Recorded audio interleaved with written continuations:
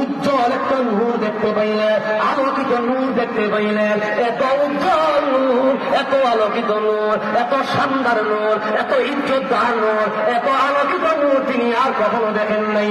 আদম নবী বলল, আল্লাহ লিমাল হাযান নূর, এই নূরটা কার? এত মর্যাদাবান নূর আমি আর কখনো দেখি নাই। এইবার আমার আল্লাহ বলল, হাযা ইবনুকা আহমদ হুয়াল আউয়াল হুয়াল আখির হুয়া আউয়াল শাফিউ ওয়াল মুসাফফা। ইনি হইল তোমার বংশধর থেকে আসা সর্বশেষ নবী, যাকে আমি আল্লাহ সবার আগে বানাইলাম, সবার পরে দুনিয়ায় পাঠাইব, সবার আগে বানাইলাম, সবার পরে দুনিয়ায় পাঠাইব। আর কাল কিয়ামতের ময়দানে সবার আগে আমার রহমতুল্লাহ আলামিনের মাধ্যমে শাফাআতের দরজা উন্মোচন করিয়া গুনাহগার উম্মতগুলোর নাজাতের ব্যবস্থা করে দেব। আওয়াজ দিয়া বলি আল্লাহু আকবার।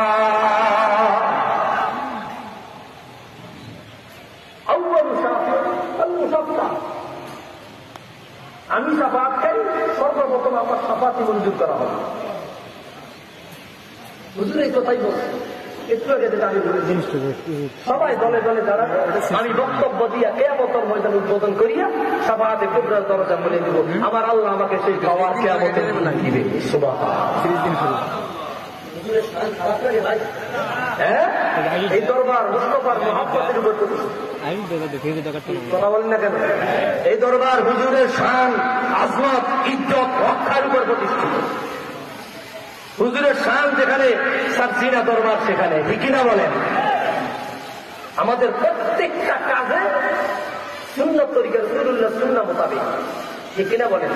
যার ভিতরে রাসূলুল্লাহর পদাঙ্ক অনুসরণ বেশি পাওয়া যাবে, সেই আসল সুন্নি, সেই রিয়েল সুন্নি, ঠিক কিনা বলেন? আমার বর্তমান হুজুর কেবলা একটা কথা বলে খুব চমৎকার ভাবে, আমরা শরীয়তি সুন্নি, আমরা ওই মাজার পূজারি সুন্নি না।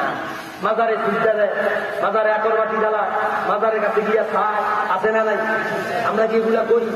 এই যে আমরা তসলিমা শরীফ গাই, আমরা আমাদের মুজাদ্দিদে জামান কুতুবুল আলম শাহ নেসারউদ্দিন আহমদ, হযরত মাওলানা নেসারউদ্দিন আহমদ রহমাতুল্লাহি আলাইহি, এরপরে মুজাদ্দিদে জামান আবু জাফর মুহাম্মদ সালেহ রহমাতুল্লাহি আলাইহি, বর্তমান মরহুম আমাদের বাহরে শরীয়ত আল্লামা শাহ মুহাম্মদ মুহিবুল্লাহ রহমাতুল্লাহি আলাইহি, ওনাদের কদমের কিনারায় গিয়া যখন আমরা দাঁড়াই, আমরা কি ওনাদের কাছে চাই না আল্লাহর কাছে চাই?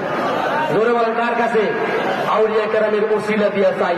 আর স্পষ্ট ইমাম শামসুদ্দিন যাহাবী সিয়ারুল আলা নুরুবালাতে স্পষ্ট বারাত আনলেন, দোয়া কবুল হয় আউলিয়া কেরামের মাজারের সামনে দাঁড়ায়া দোয়া করলে